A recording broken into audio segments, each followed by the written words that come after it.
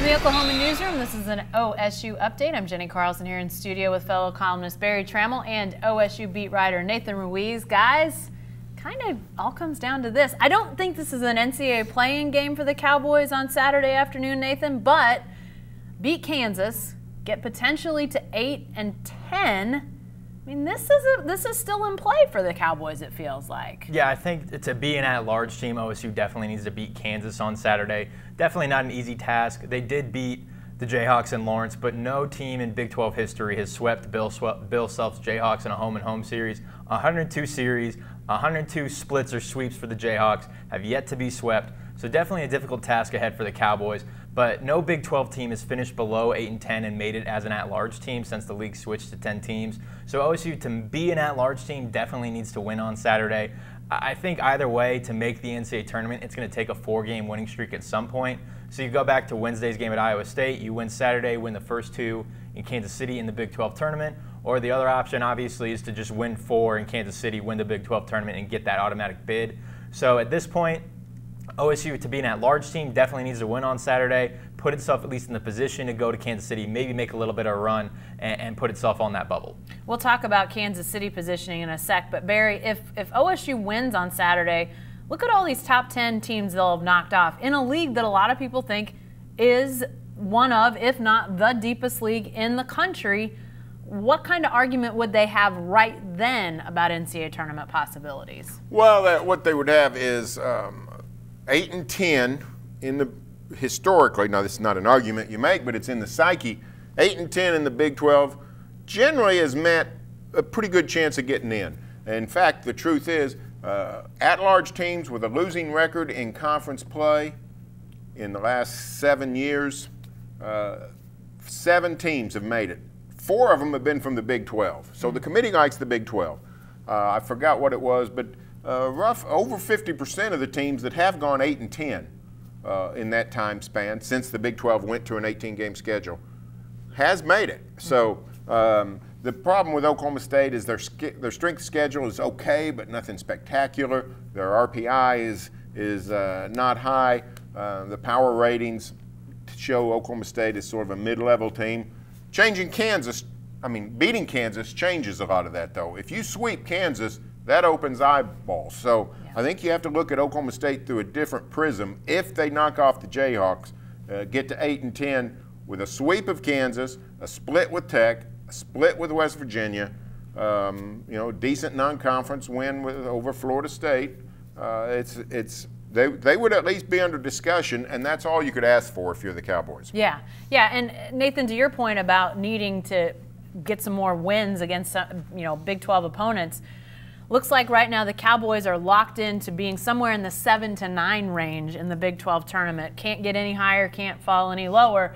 What would those matchups look like in your mind when it comes to potentially getting another win added to the resume? If they're that 7 team, they're definitely going to play Iowa State. Iowa State locked into that 10 spot. So if you're the 7 seed, you play 10 seed Iowa State, and then you would advance if you beat Iowa State. That's probably, I think, the most preferable matchup, just given that it is not necessarily an easy win, but the easiest win.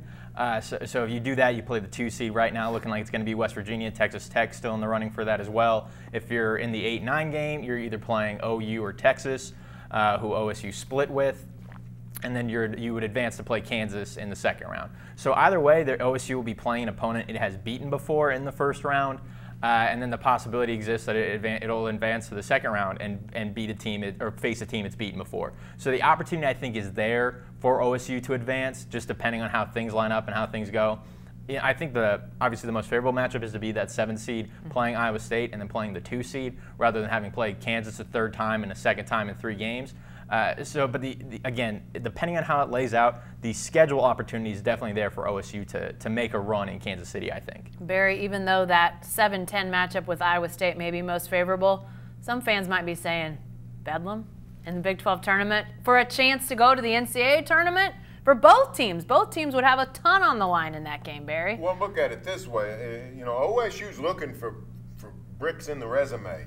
And if you beat Kansas to get to 8 and 10, and then got to play OU or Texas, that's a fellow NCAA tournament type team. I think the Sooners are in no matter what they do. Texas is sort of on the bubble.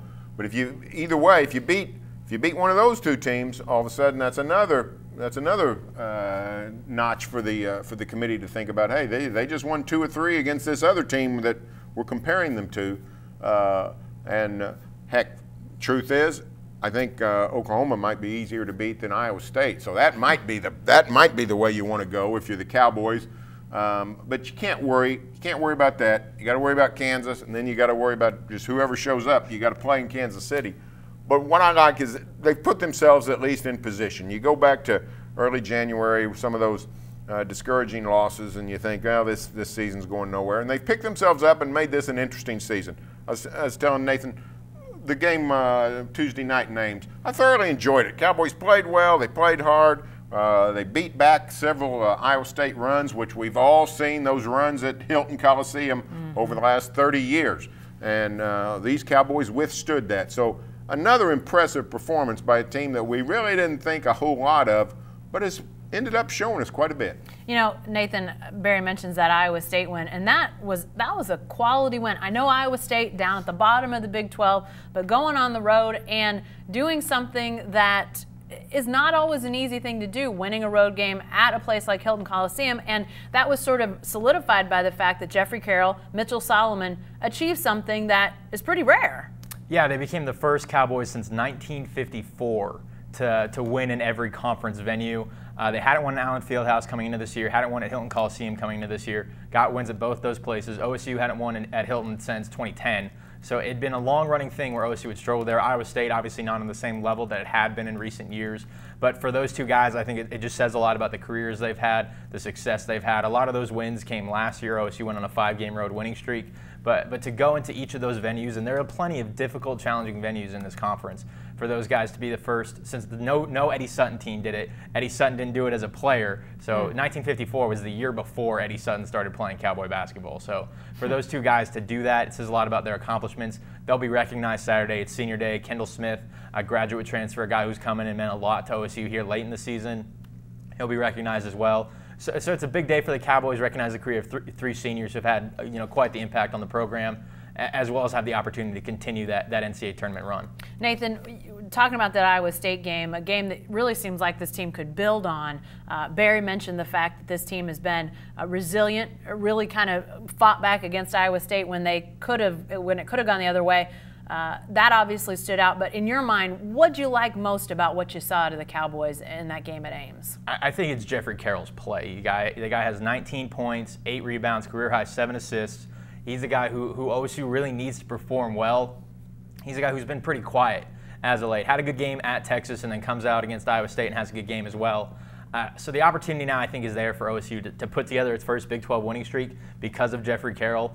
He had an impact when they were in Lawrence, but the two big guys were Cameron McGriff and Kendall Smith. So maybe Kansas keys in on those guys this time, and that opens the door for Jeffrey Carroll to have a big game. So I think his performance was great. Cam McGriff as well, 19 points, 7 for 7 from the free throw line. Mitchell Solomon has second career double-double, the first since that Florida State game. So there was a lot of pieces. I think the most exciting part is for all those pieces really to come together the way they did, for OSU to not be a one-trick pony. They're not dependent on one player to shine. There's a lot of depth, I think, and that's something numbers-wise isn't there, but I think quality-wise, there's just a lot of different talent, a lot of different pieces that can contribute to a victory for this team, and that was on display in Ames. While you're talking about that, I'm still sort of flashing back, Barry, to an offensive rebound that Mitchell Solomon comes up with late in that game, sort of a backside rebound that could have gone either way and might have led to Iowa State sort of going on that late surge that they had. I know that those seniors, when they're celebrated on Saturday, on senior day, they'll get a lot of applause, but I don't know if Mitchell Solomon, I don't know if anybody should get more applause than him when it comes to his importance on this team. Well, yeah, I mean, and if you want to be sad, think about trying to play next year without him. Yeah. Here's the truth. Point guards sort of seem to fall out of the sky. Kendall Smith just landed in their lap and has played really well.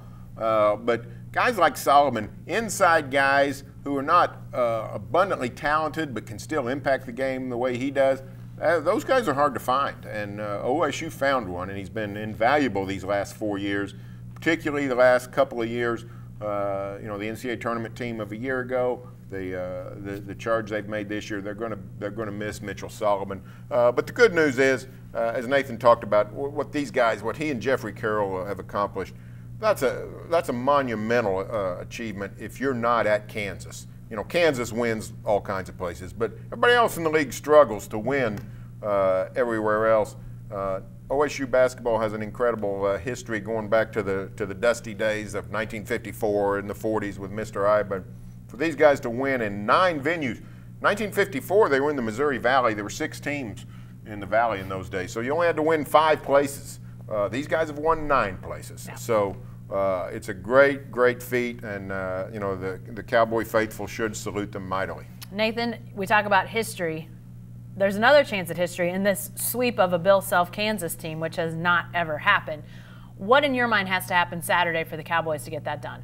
I think they have to play similarly to what we saw in Lawrence. I think the thing that worked best for OSU in that game was their ability to out-rebound Kansas. Kansas generally going to go with a 4-guard lineup, which really helps them in transition. They have 4 guys who can bring the ball down the floor.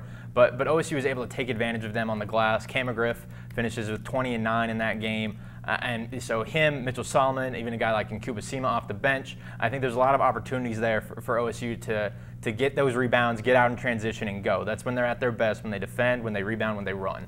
So I think Kansas is a team with that 4-guard lineup that enables OSU to have that advantage rebounding-wise, and something they were able to take advantage of in Lawrence. And if they can exploit that Saturday, the opportunity is there for an upset as well. Barry, who's the guy that you would put in the crosshairs for this game against Kansas? Who has to be really good on Saturday for the Cowboys to win? I'm going to change your description slightly. Okay. Mitchell Solomon doesn't have to be really good. He has to be readily available. He can't get in foul trouble. Yeah. Azubuike is going to go crazy if Mitchell Solomon's out of this game. So they really need Mitchell Solomon to get to play 30 minutes or so against Kansas. Mitch is, you know, the one knock on him is his foul trouble. It doesn't come and go; it comes and stays. So he's got to stay out of foul trouble. If he's on the court, the Cowboys are in pretty good shape with matching up with Kansas. But if he goes out, things get dicey. So I need Mitchell Solomon. I know they love him to set screens, but he's got to be incredibly careful about setting screens, because 1 or 2 of his fouls a game are on offensive fouls setting screens. He can't get those against Kansas, because if he sits down, Azubuike is going to go crazy. All right, it is a 3 o'clock tip on Saturday afternoon, OSU Kansas Senior Day, and a chance for the Cowboys to potentially get an NCAA at-large bid at 8 and 10. Be sure to stay with the best coverage team anywhere at newsok.com and every day in the Oklahoman.